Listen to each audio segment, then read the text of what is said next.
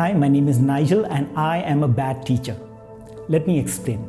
I used to teach in a school, from KG to 12th, that kind of school. And I used to teach 11th and 12th standard students a subject called journalism and yearbook. Yearbook is the end of the year book that you publish as a school. And in the school that I was teaching, that will remain nameless, though the people who know me will know the school I'm talking about. So in this school, there was a course called Yearbook. So it's a course that goes on for the whole year, and you teach the students publishing, like desktop publishing, taking photographs, developing photos sometimes, and how to do layout and also printing. Apart from that, I was also teaching journalism, where we have a school newspaper, and every month we release one school newspaper. So these were actual subjects, which I think now don't exist in that school as two separate subjects. I'm not sure, don't quote me on that. But in this school, I was teaching both these subjects. Now, why am I a bad teacher? So let me start with the good part of the story. So in the beginning, when I joined this school, these subjects, journalism and yearbook, were known as bird courses. So bird courses means a course that you just join and you can fly right through. It's very easy, and you don't have to do much work and you'll get a good grade. And so usually the students who are not that good, not that interested, not that motivated would take these courses. Just take a few photographs, do a bit of layout and fly through these courses without much effort. So that was the reputation that these two subjects I had, and I was given the responsibility to teach them. So when I started teaching these courses, I took a strategy of saying, sure, if you guys want a good grade, I'll give you a good grade. You don't have to do any work. Now, if you want to learn, let me orient you on how to take photographs, how to do layout, how to publish a book out of your interest. Now that you're already getting a good grade, don't worry, you will get a good grade. But if you want to learn, let me teach you. And what I found was that once you basically tell the students, I'm not going to put any extra expectations on you. If you are interested, you can learn. When I put that strategy for the students, I found that they found it very freeing. And they themselves, some of the students that I started teaching, they themselves started taking a lot more interest in the course. They started spending late nights working, learning how to do layout, putting in the effort, becoming more organized, having business sense of how to raise money. And I saw that when you focus on the students on just giving them self-motivation, or rather helping them gain self-motivation, they put in more effort than if you force them to study. And so I tried that strategy. I said, yeah, don't worry about the course, like grades. You will get a good grade. But do you want to put in the effort? Do you want to learn this? And it will only be useful for you. And I found that the students in the majority put in the effort by their own initiative. And it was amazing to see these students who didn't seem to have much motivation about other courses started to put their full attention and motivation on this course. And they really enjoyed it, and they did some exceptional work. So this was a 2-year process where I helped the students recognize their own potential, where I was able to help some students find joy in what they were doing and help them to be self-motivated. So why am I a bad teacher? Let me explain. That was the first 2 years of my time in this school of teaching.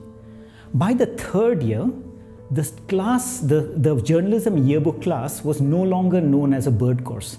When other students started seeing the good work that these students were doing and the good work we were producing, some of the best students of the school started signing up for journalism and yearbook. They started saying, hey, this is something that we want to do. It could look good in our resumes. It could look good when we are applying to colleges to say we are working in the school newspaper or working in the yearbook. And what was earlier students who were a bunch of unmotivated people who were doing the best because they just felt inspired to do it. Now we had students who were already motivated. They were already top of the class. They were already influenced to do the best that they can do. And so as a teacher, that was really exciting. I was so impressed by these new crop of students who I didn't even need to motivate. They were motivated, self-motivated. When you tell them to do one thing, they will do 3 things because they're so excellent. And as teachers, we like those kind of students, don't we? We think that, wow, here's the kind of student you'd love to teach. So I raised the standards, I taught them many more things, I inspired them to get everything organized. We did really a good job. We pushed the limits of what was possible in that class, in those classes, journalism and yearbook.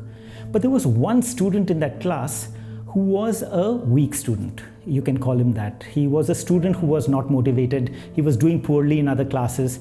And he took this course, I think, because perhaps he thought it was a bird course. And he wasn't really interested in that subject. He didn't put in the effort, much like the other students I had taught the previous years. However, when I had already started teaching these heavily inspired, enthusiastic students, this student with poor motivation stood out.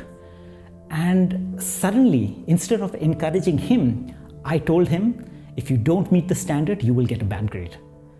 He was the kind of student that if he did poorly in his classes, he would go on academic probation. That means he would be checked on by the teachers, by the counselors. So he needed to keep his grades above a certain limit. But I told him, if you don't meet these standards, you will go below that limit. And sure enough, when the time came, he didn't meet my expectations. He did not meet the expectations of the class, and he was given a bad grade. And he never said anything. He was okay. But his friends came to me and said, please don't give him a bad grade. This will happen to him. It'll be really bad for him.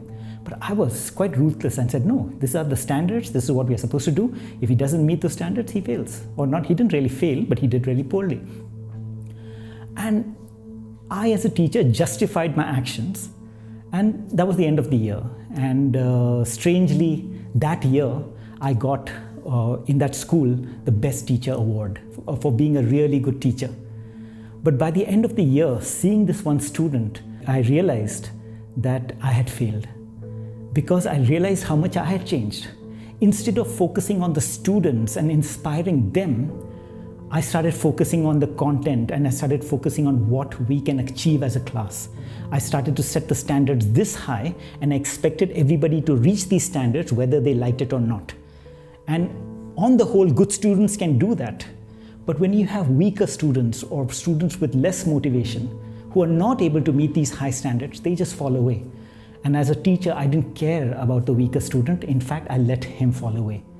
And that I remember as one of the worst teaching moments of my life. When I reflected back, I said, I don't deserve this Best Teacher Award. I actually have failed. I hope that student is not watching this video. I hope that school does not hold me liable for anything. But I do think about that time, and I think that as a teacher, I look back at that time with shame. I realized that I wish I had focused on the students. In fact, I had that capability. In the previous 2 years I was in the school, I worked with poorly motivated students. I helped them to learn. I helped them to grow. I just inspired them. And they were a good bunch of students who had a lot of potential. And I'm sure this person could have had that as well. But instead of focusing on him, I focused on the curriculum. Instead of focusing on helping him, I focused on the good students of the class. And so one student fell away. And I want to tell aspiring teachers right now, if you are a teacher, you will have this choice. Set the standards high, expect people to meet them, and feel good about yourself when good students meet those expectations. Or you can be the kind of student you can be the kind of teacher who pays attention to weaker students, who sees how we can help them. Maybe they will never meet the highest standards that you set, but maybe you can help them improve. Maybe you can help them to do better than what they were doing in the past. Maybe you can inspire them to at least be a little bit more motivated. You could inspire them to take more initiative. I wish I had done it for that student, but I wonder what kind of teacher you will be. But that's why I consider myself a bad teacher, because sometimes I focus so much on standards that I forget the human students in front of me. I wish I have changed. I wish I can do better, but I do want to say that this is an opportunity for you as budding teachers to decide what kind of teacher you want to be. So thanks everyone. This is it's not so much of a confession video. It's more like talking about education. I think you understand my point. I think you know what I'm trying to say. That we do need to focus on the class, the students, the people there, not simply what I am teaching, not simply what I want to achieve, but how do I help the students grow from one stage to another. I hope that's the kind of teachers we will be. Okay.